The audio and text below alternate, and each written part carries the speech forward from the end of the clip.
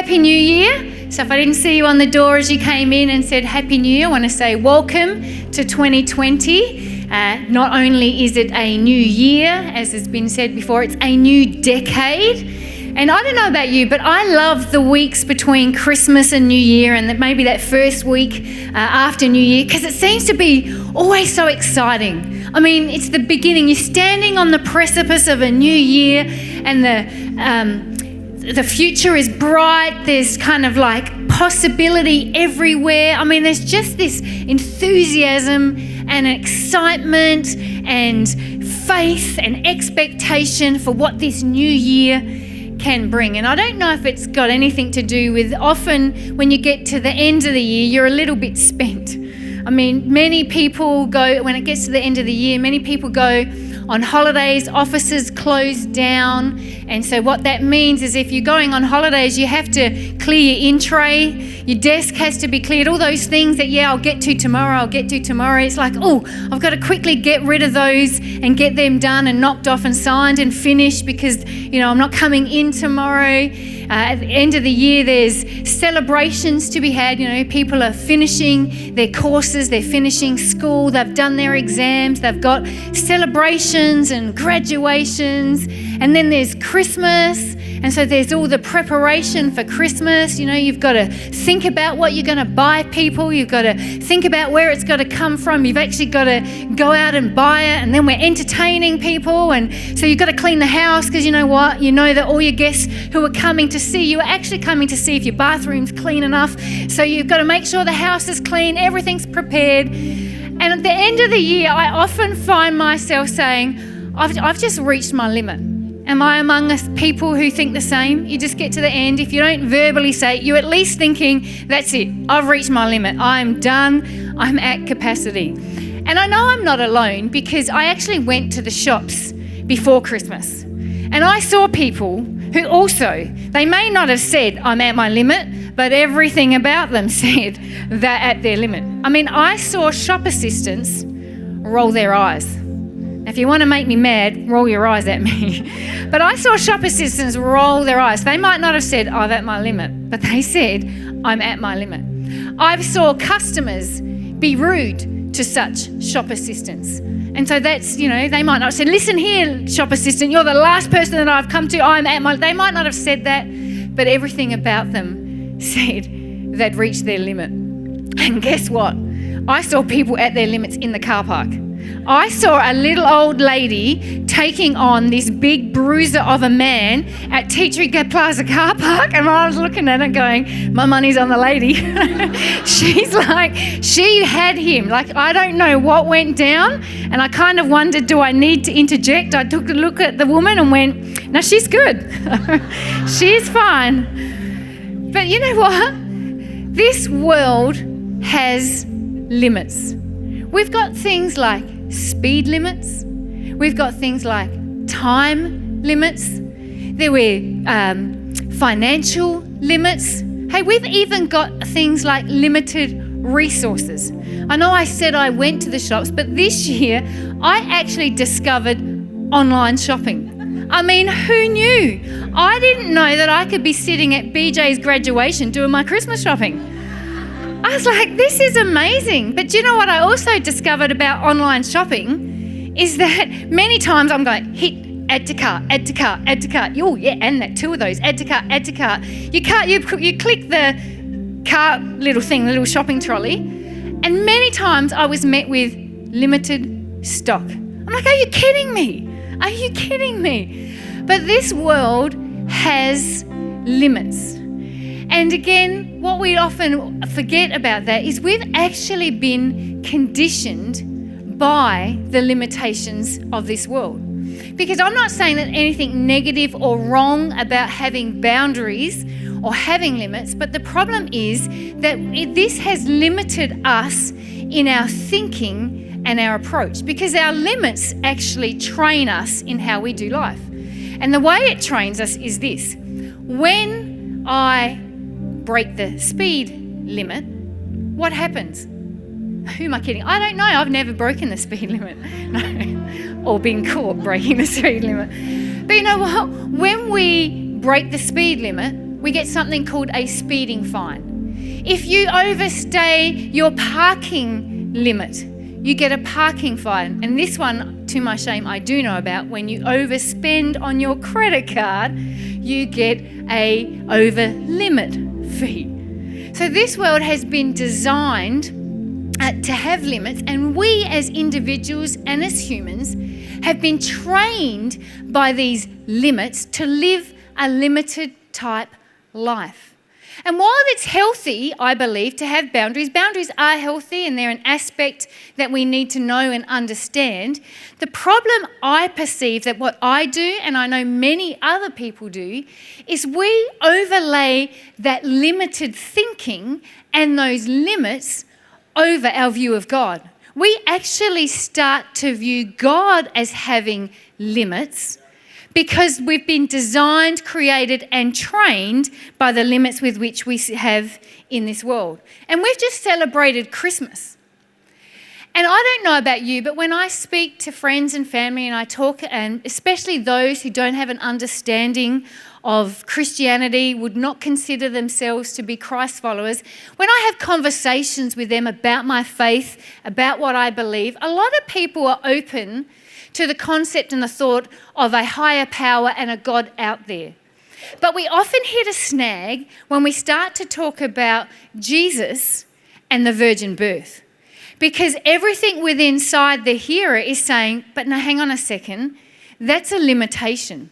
We all know that you cannot have a birth without there being an egg and a sperm. That's a limitation. For you to say that it was a woman who was a virgin, gave birth to a child, that's where I stop, because I'm putting I understand limitation, and that's a limitation to me. And church, what we have to remember this morning is that impossible does not deny the existence of God. Impossible simply and purely just highlights the limitations of humanity. And this morning I want to remind us that we serve a God who is unlimited. He is unlimited, so much so that he can make a virgin conceive and give birth to the Saviour of the world. We serve an unlimited God. And this morning I want to look at this unlimited God and talk about the limitless life that he's got available to you and I.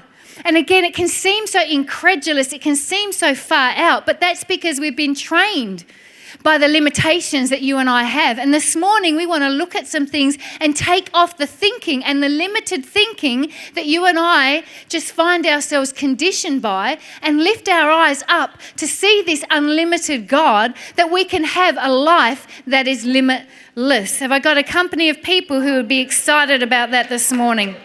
It's awesome.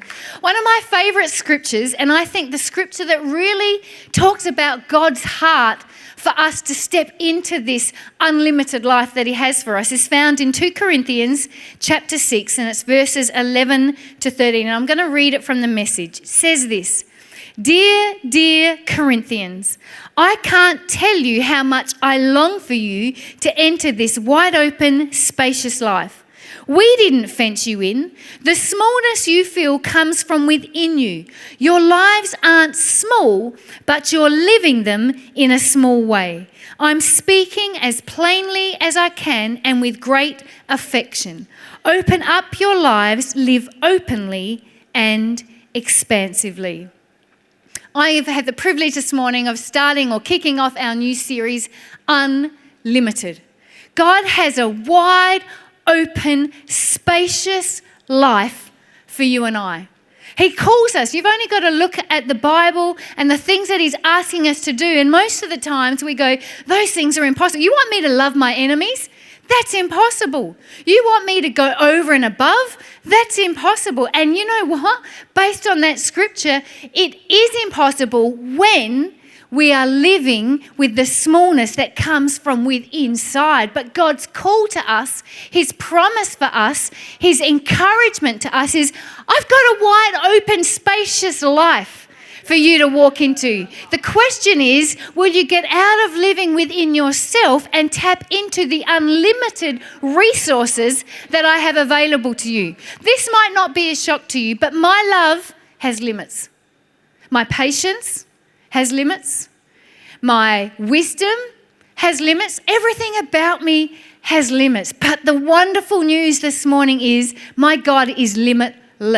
He has unlimited ability available to me. He's got unlimited resources and things available to you. And we want to be able to look at them over these series. Look about the unlimited love of God. Look about the unlimited grace that's available to us. The unlimited power, the unlimited resource, the unlimited wisdom that God has, that he says, come to me. Don't let the smallness that you're feeling that's coming from within stop you from stepping into the wide, open, spacious life that I've got in store for you. And this morning I'm going to kick the series off and I want to talk about unlimited grace. Now, you might sit there and think, well, what is grace? Perhaps you've been watching those many red carpet shows, when they have the Academy Awards or the many movie shows and there's all this women, they're dressed so beautifully and the men are so handsome and they walk, and you often will hear the commentators say, oh, look, there's Catherine. She walks with such grace. I mean, it's never been said of me, but so you hear people exclaim, hey, there's so-and-so. They walk with such grace. Or perhaps you've heard a conversation where people have talked about, you know what, I saw Jan and Fred working through this negotiation. You know what, they handled that situation with such grace.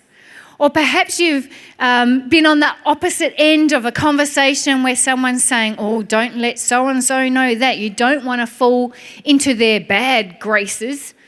Or maybe you're here this morning and really your only understanding of grace is something that somebody says before they partake in a meal. There are all sorts of understandings, all sorts of descriptions for the word grace. But this morning, one of them I want to refer to, and one of the definitions I really love about grace is this. It's God's free and unmerited favour shown to guilty sinners who deserve only judgment. I've also heard grace described this way as an acronym, which means God's riches at Christ's expense.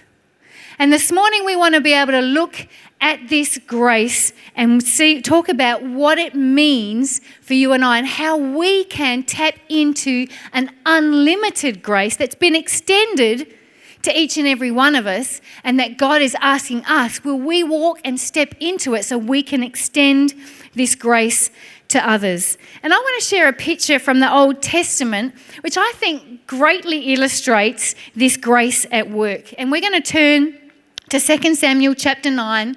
I'm going to read through verses 1 to 13. I'll just pull bits and pieces out, but I'm letting you know that's the text. So after this morning, you can go home, you can read it for yourselves and check it out. But just to give you a little bit of background, there was a man by the name of David, and he'd been chosen by God to be the next king of Israel. And so he found himself working for the current king, King Saul, at the time.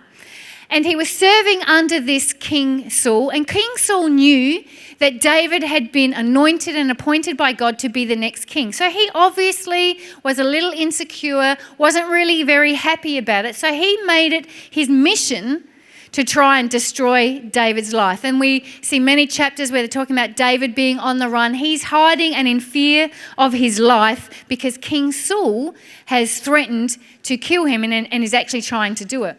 In the meantime, David has developed a really good friendship with King Saul's son, Jonathan. They've got a really good friendship. And there comes a day when both King Saul and his son Jonathan are on the battlefield. They are fighting the Philistines, and both King Saul and Jonathan are killed.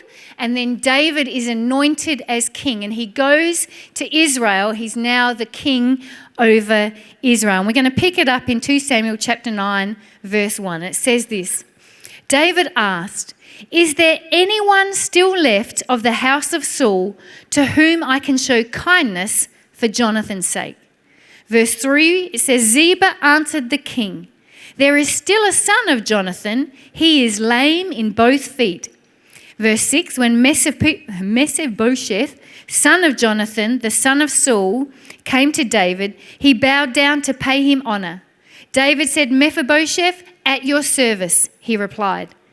"Don't be afraid," David said to him, "for I will surely show you kindness for the sake of your father Jonathan. I will restore to you all the land that belonged to your grandfather Saul, and you will always eat at my table." Mephibosheth bowed down and said, "What is your servant that you should notice a dead dog like me?" And verse 13 goes on to say, "And Mephibosheth lived in Jerusalem because he always ate at the king's table, and he was lame in both feet." There's a couple of things about grace that I want to highlight this morning and pull out of this story. And the first one is this: God's grace is a gift. So you have to understand that it's customary for any incoming king to eradicate any of the leftover bloodline of the past king so that he could secure his throne. Because he understood that if he left any of the family members alive, that they could then at some stage gather up a posse and they would have some sort of right of claim to the throne. So it was natural for the new king to find any family members and just blot them out. In fact, we know that to be true because if you go further back in 2 Samuel chapter 4, when it's found out that actually King Saul and Jonathan had died, the people in the palace decide to flee to save their lives because they know when the new king comes in, we're all... And what happens in that moment, Mephibosheth's nurse picks him up to flee to rescue him, and in the fleeing, she drops him, and that's how he actually becomes crippled.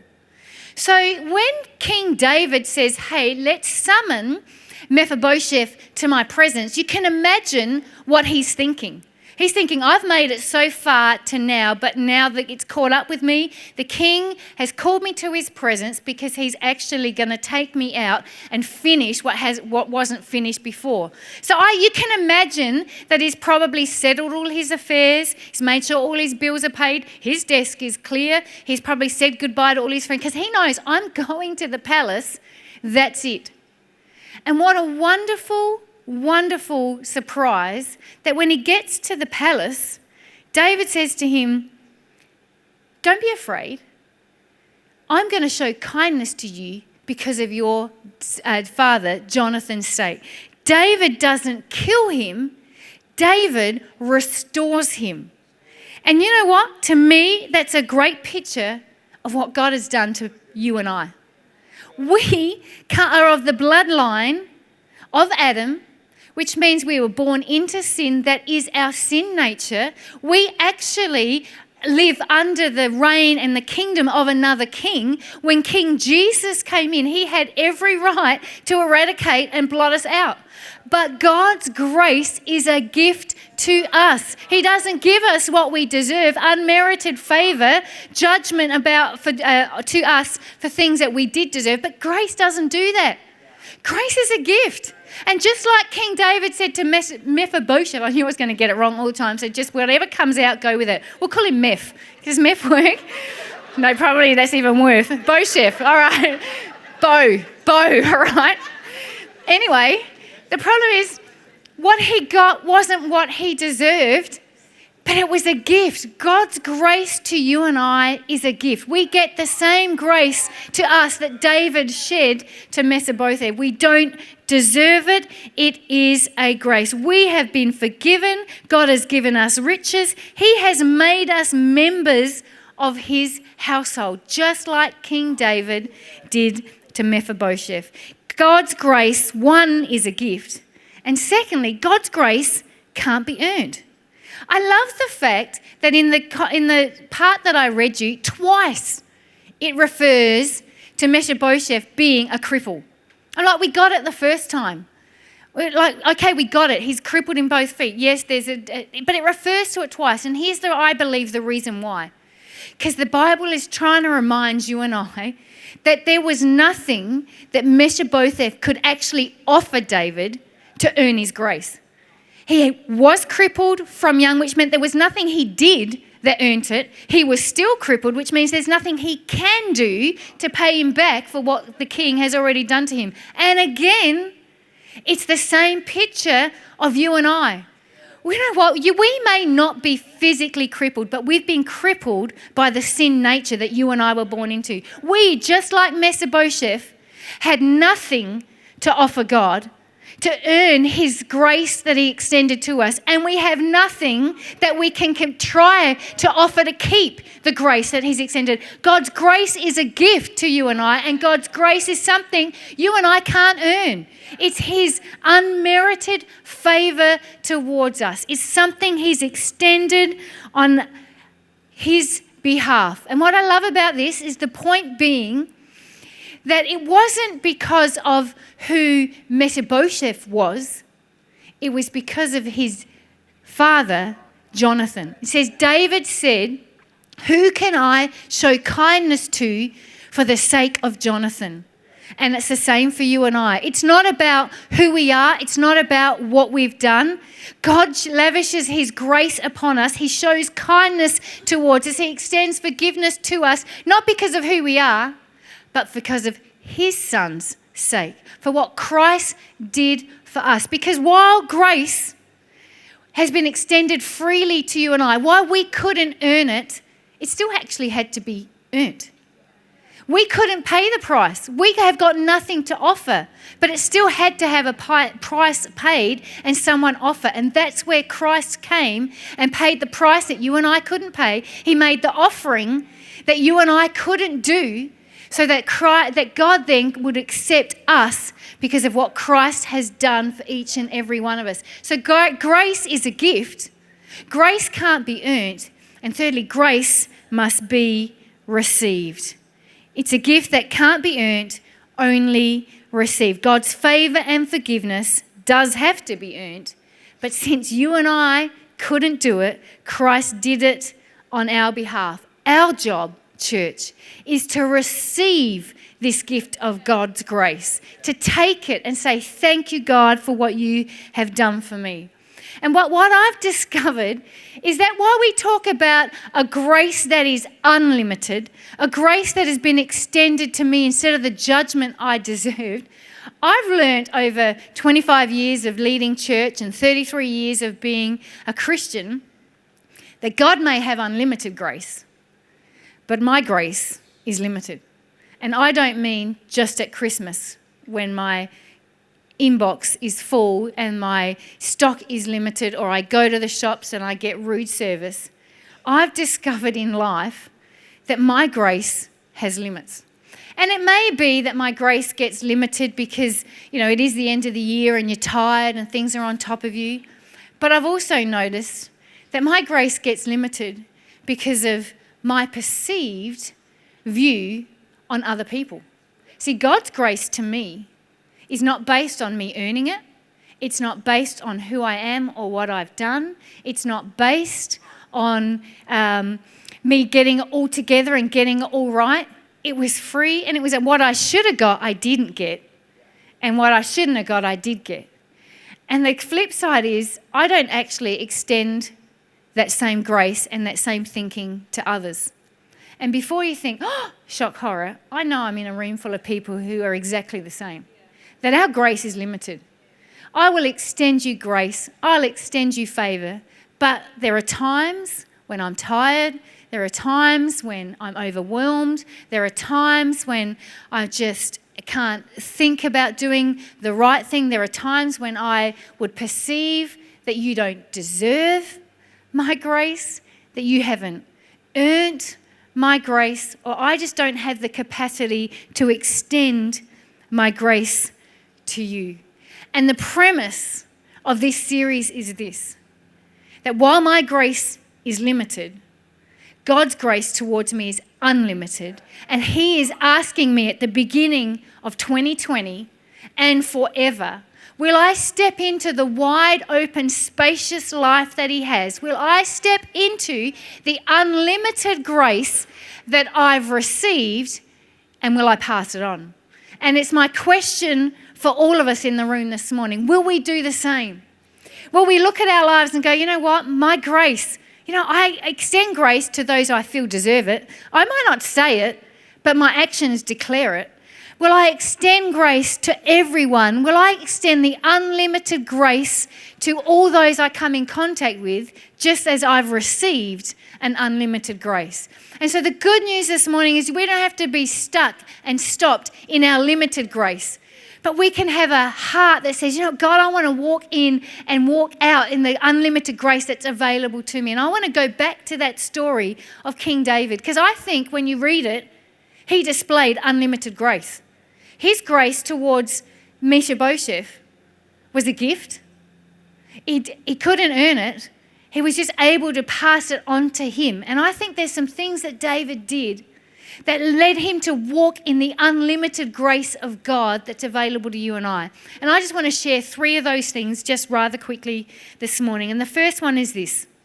I believe the key to developing unlimited grace in your and my life is to show kindness. 2 Samuel 9:1, the verse, he says, "Is there anyone still left in the house of Saul to whom I can show kindness for Jonathan's sake?" I don't know about you, but when you read the story of King David before he was king, how unfairly he was treated, how he was hunted down. He even says, "You hunt me down like a dog." He was chased after. He was unfairly accused of certain things. You've got to think, when you make it to kingdom and you feel like you've got this justification, I know there'd be something inside of me that's just like, right, all those who are after me, all those who falsely accuse me, all those, where are they? Line them up, because I'm going to take, now's my time. And he's talking about how do you walk in unlimited grace. David, through all of that, kept a kind heart. Because it said when he had the opportunity that he could have exerted his own justice, he didn't choose to take it.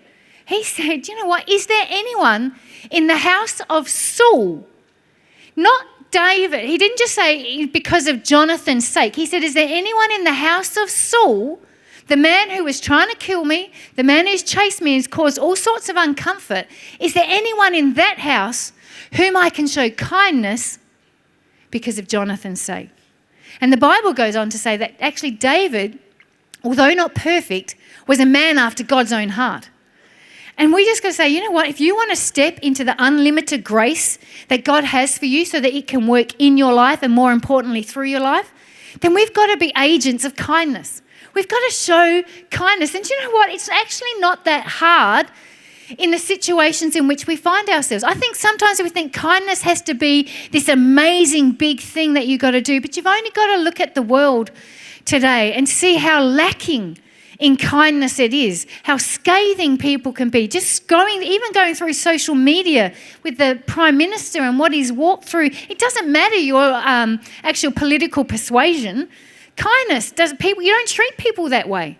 And it doesn't take much for us to show kindness. And David does this amazing act by saying, hey, the unlimited grace that's been extended to me, I'm going to extend it to him. I'm going to show kindness to anyone who's in Saul's family because of Jonathan's sake.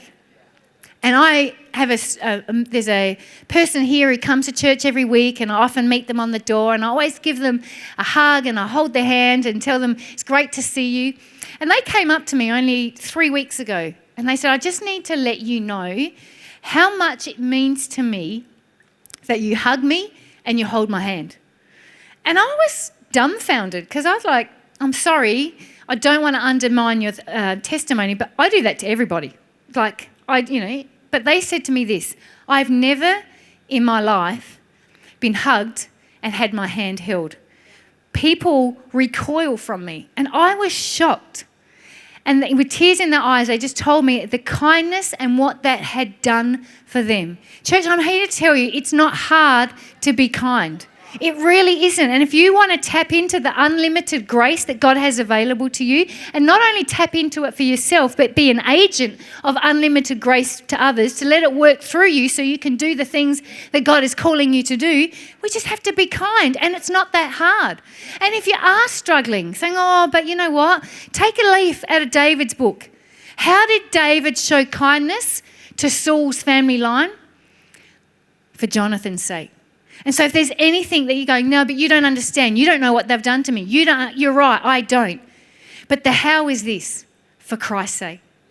For Christ's sake. For what God has done for me, then I should be able to extend kindness to others. For Christ's sake. I'm not doing this for you. I'm not doing this for you. I'm not doing this for you. I'm not doing this for you. I'm doing this for Christ's sake. You want to walk and tap into the unlimited grace that's available to you? Show kindness. Secondly, give generously.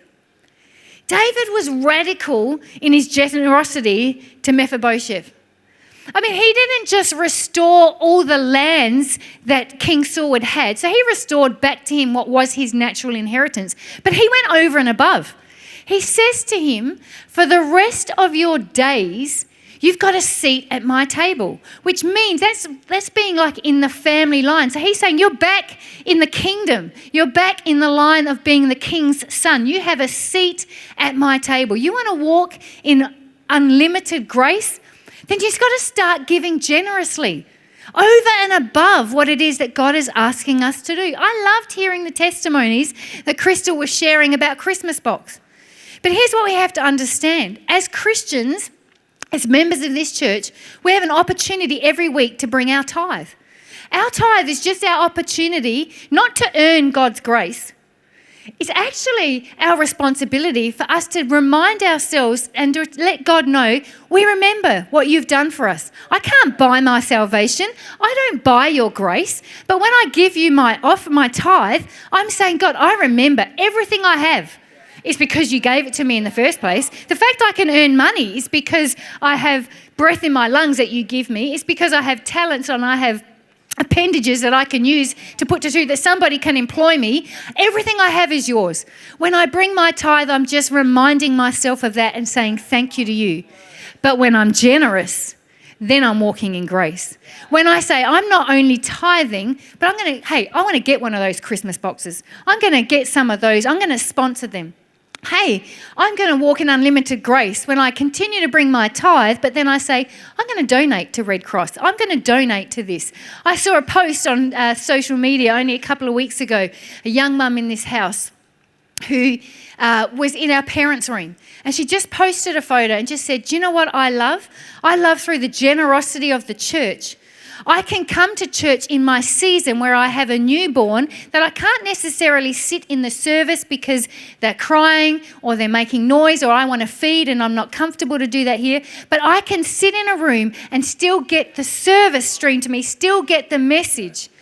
And that happened because a church said, you know what, I'm going to participate in the legacy offering. And when I go over and above my tithe and participate in the legacy offering, we get to do things like revamp our kids' ministry, do our playground outside, do the entertaining area, do our parents' room. If you want to walk in unlimited grace, give generously. Not just what do I have to do, what's the bare minimum. David's bare minimum, he didn't have to do anything for measure. And then you could say, well, maybe the bare minimum is just restore to him what was his. David didn't do the bare minimum. He restored what was his and went over and above. He said, I see that and then I raise it and I match it. If you want to walk in the unlimited grace of God, then give generously. And then thirdly, and this one is my most personal, difficult one to do, forgive freely. Continuing on in 2 Samuel, what happens with David is king, his actual son rises up against him and tries to overthrow him. And David is forced to flee the kingdom and he and his household flee. But unfortunately, Mephibosheth doesn't go with him. And Mephibosheth's servant Ziba, who you heard me refer to in the beginning passage, he meets David when David's fleeing and he gives him some horses, some cattle, some horses, some food. And David asks, where is my master's servant? And the servant says, oh no, he thinks that this now is God's vindication that he's going to get the kingdom back from you. So David says, okay, well, everything that was his is now yours, and he flees. Absalom is killed. David is restored back to the kingdom, and Mephibosheth comes to see David. And David asks him, why didn't you leave? And Mephibosheth says, King David, my servant betrayed me. Because when you think about it, here's a servant giving the king 200 horses. You're like, well, where did you get them from? You're a servant. He says, my servant betrayed me, has slandered me to you. But you know what? You are king. Do whatever you think is right. And again, David has the opportunity to say, you know what? After all I've done for you, I did this, I did this, I did this. But he took him at his word and he forgave him. And he said, you know what? Now divide what I've given to the servant between the two of you. David had an opportunity where he could hold something against him and say, you know what? That's it. He said, my limited grace gets me this far, but no further. But he tapped into the unlimited grace of God when he forgave again and again and again. And you might be sitting there saying, but you don't understand. You don't know what's been done to me. And I agree and concur, I don't. But here's what I want you to gather this morning. One of the greatest ways, and this is a real word I feel for us this morning. If you want to know how do you continue, how do I forgive when it just seems impossible? God, I want to receive your grace. I want to have that grace work in and through me. I want to walk in the unlimited grace and be that agent of grace. But God, I'm struggling to let go of what it is that's been done to me. Here's something that helps me, and I'm trusting it will help you. Is church, stop keeping score.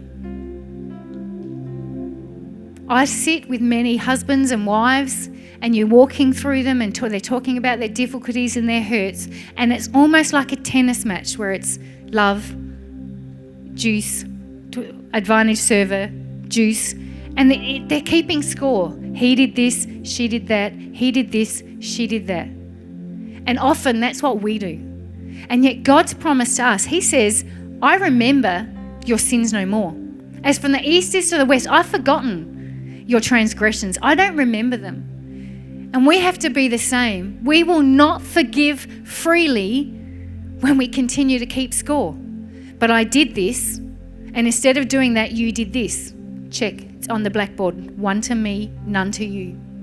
Then I tried again. I heard a message on forgiveness. I tried again. I did this, you did this. Check, there's another one. You will never forgive while you continue to keep score of the wrongs that have been done to you. Grace is God's unmerited favor that we don't receive the judgment for the sin that we both or all have done. It's unmerited, it's not deserved. God did not keep score on you and everything you've done. Cut yourself a break. Cut everyone else a break. Stop keeping score. Remember, if you don't remember anything, remember that. And remember, mercy, not judgment. It is not our responsibility to judge. Doesn't mean we don't want to. Doesn't mean we don't fight with that temptation. It's just not ours. You want to walk in unlimited grace. The unlimited grace that has not judged you but kept mercy before you. Then stop keeping score. My grace has limits. Your grace has limits. But God's grace is unlimited. And we can walk in it when we show kindness, we give generously, and we forgive freely. And I love the scripture in 1 Corinthians 15 where it says, this grace to me was not without effect. In other words, this grace had an effect on me, but it also has an effect on others. And I want to finish with this. When Mephibosheth came to King David and said, I know, but I was betrayed. I'm so sorry. You do what it is you want. And the king said, divide the spoils or divide the kingdom now between the servant and Mephibosheth. This is how he answers. He says, O king, let him have everything. Now that my Lord and King has arrived home safely. And I don't know about you, but I think, wow, what a grace. Here's a young man who received all that. He got betrayed, but because of the unlimited grace that David extended to him, it had an effect on him. He didn't say, yeah, that's right, I'll take my half. He just said, you know what, King? Let him have it. Let him have it, because I've tapped into an unlimited grace. I've been the recipient of that unlimited grace. I now want to be a conduit of that same grace. Grace is the supernatural empowerment that enables you to do what you could not otherwise do in your own strength. Church, at the beginning of 2020, I want to remind you this. Your life isn't small. Perhaps you've just been living it in a small way. But God's call and encouragement and invite to each and every one of us is there's a wide, expansive, open life that he has available to each and every one of us. The smallness we feel, it comes from in here. It comes from our limited grace. But if we could tap into the unlimited resources of God, we can walk confidently, boldly into not only 2020, but into the spacious, wide open life, the limitless life that God has for each and every one of us. Amen.